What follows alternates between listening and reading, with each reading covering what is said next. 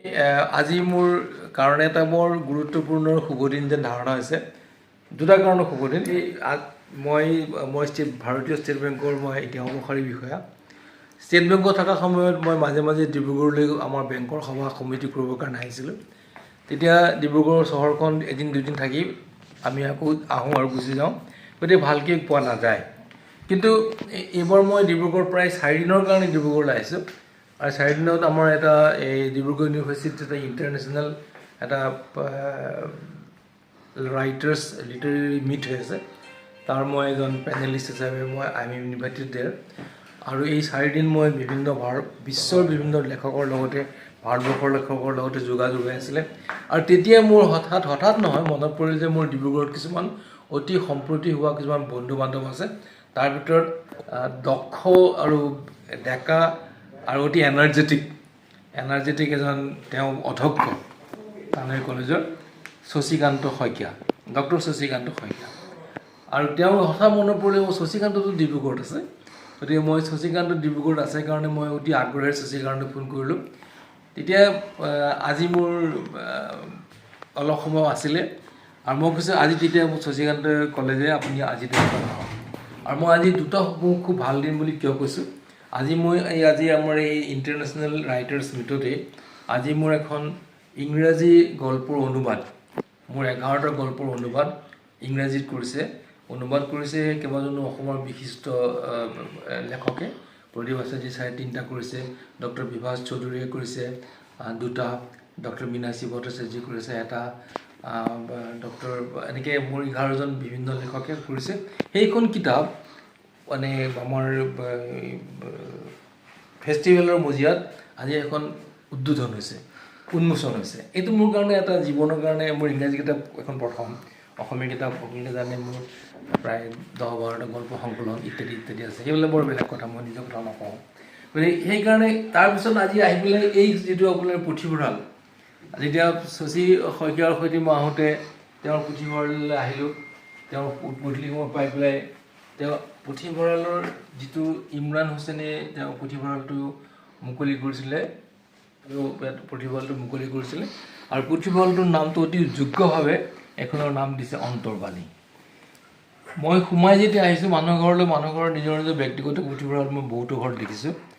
আৰু তেওঁৰ চৰাঘৰটো বেলেগ আৰু এইটো পুথিভঁৰালটোৰ মানে তেওঁৰ এইটো স্থিতিটো বেলেগ।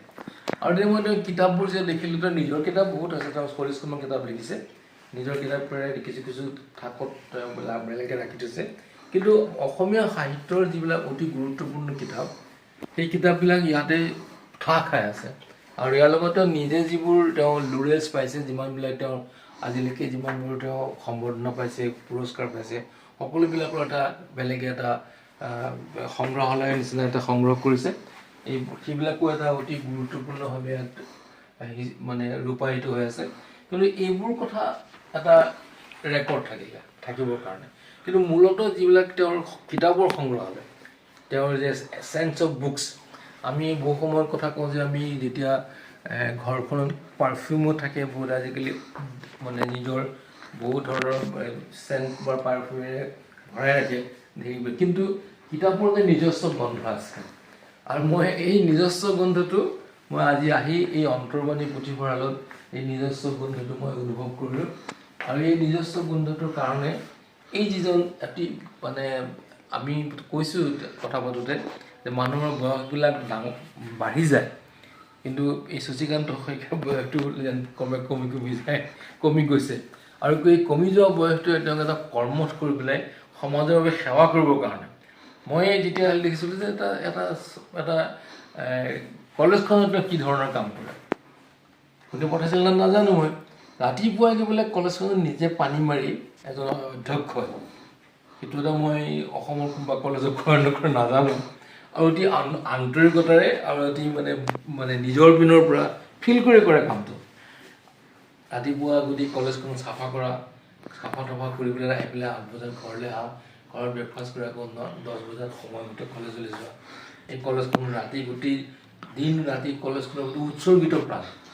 সি লাগিলে পৰিষ্কাৰ পৰিচ্ছন্নতাটো এটা বাহিৰৰ কথা, তাৰ আন্তৰিক পৰিষ্কাৰ পৰিচ্ছন্নতা আৰু তাৰপিছত শিক্ষাৰ প্ৰতি হৈ পেলাই ল'ৰা ছোৱালীলৈ কি ধৰণেৰে এইখন ঐতিহ্যমণ্ডিত কানৈ কলেজৰ পৰা আৰু বেছি দুপদূপি আগবাঢ়ি যাব তাৰ কাৰণে এই মানুহজনে যিটো বাছজুৰি লৈছে মানে যিটো কমাণ্ডিং যিটো এটা হেৰিটেজ ষ্টেট এই কমাণ্ডিং ষ্টেটটো তেওঁ সকলো মানুহক সমানে লৈ যোৱাৰ যিটো এটা আগ্ৰহ আৰু যিটো এটা পৰিকল্পনা এইটোত তেওঁ সফল হৈছে সক্ষম হৈছে আৰু আমি আন্তৰিকভাৱে তেওঁক আমি সদায় শুভেচ্ছা জনাওঁ আৰু মই নিজে আহি আজি ডিব্ৰুগড়ৰ এটা নতুন এটা দিশ মোৰ কাৰণে আই এম ভেৰি হেপী আৰু সপৰিয়ালে শশীকান্ত শইকীয়া ভালে থাকক আৰু সপৰিয়ালে ভালে থকাৰ লগতে তেওঁ যিবিলাক পৰিকল্পনাৰে নিস্বাৰ্থভাৱে কৰিব খুজিছে সমাজৰ বাবে লেখা পঢ়াৰ লগতে শিক্ষাৰ লগতে সমাজৰ লগতে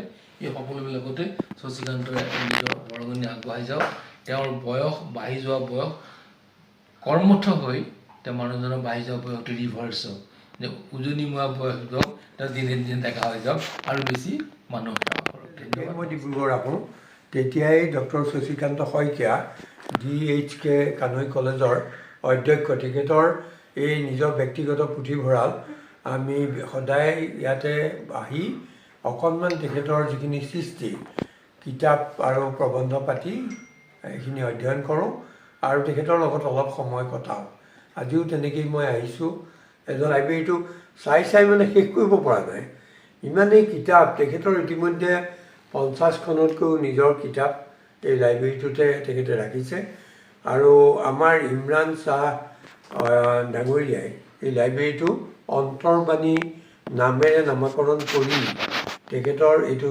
স্থাপন কৰাত সহায় কৰিছিলে আৰু কানৈ কলেজৰ কথা মই বেলেগে নকওঁ কাৰণ ইতিমধ্যে ভাৰতবৰ্ষৰ সকলোৱে জনা এখন কলেজ এই কলেজখনৰ যিখিনি আমাৰ একেবাৰে from the past to the present যিখিনি ছাকচেছ এইখিনি নহাকৈ আপোনালোকে অনুভৱ কৰিব নোৱাৰে ইয়াত এদিন আহক আপোনালোকে তেখেতৰ কলেজলৈ আহক সন্ধ্যা সময়ত ডক্টৰ ভূপেন হাজৰিকা জুবিন গাৰ্গৰ গীতেৰে মুখৰিত হৈ থকা যি সন্ধিয়াৰ পৰিৱেশ এই পৰিৱেশৰ কাৰণে মই আজি ৰাতিপুৱা 9টাৰ পৰা মিটিংখন আৰম্ভ হৈছিল মই গধূলিৰ সেই আমাৰ যিটো এনভাইৰনমেণ্ট সেইটো অকণমান অনুভৱৰ কাৰণে ৰৈ আছিলোঁ মিটিংখন 5:30টাত শেষ হৈছিলে আৰু সেইখিনি অনুভৱ কৰি মই ওলাই আহি ডক্টৰ শইকীয়াক কৈছিলোঁ যে আপুনি নতুনকৈ পাব্লিছ কৰা কিবা যদি কিতাপ আছে আপোনাৰ ঘৰত এবাৰ যাম তেখেতে লৈ আনি মোৰ ইয়াতে দেখুৱালে যে 10খনমান কিতাপ তেখেতৰ ইতিমধ্যে বেছিকৈ যোৱা বছৰ আৰু এই বছৰত পাব্লিছ হৈছে গতিকে তাতকৈ আনন্দৰ কথা আৰু একো নাই একোখন কিতাপ মানি একোটা পৰিৱৰ্তনৰ দিশ গতিকে শিৱানন্দ কাকতি ডাঙৰীয়ায়ো ইতিমধ্যে মোৰ লগতে সহমত প্ৰকাশ কৰিছে যে আমি সকলোৱে এটা সৃষ্টিশীলতাৰ মানে ভাৱত আগবাঢ়িব লাগে আৰু তাকেই আমি কৰি আছোঁ একেলগে when we are together there is our strength ধন্যবাদ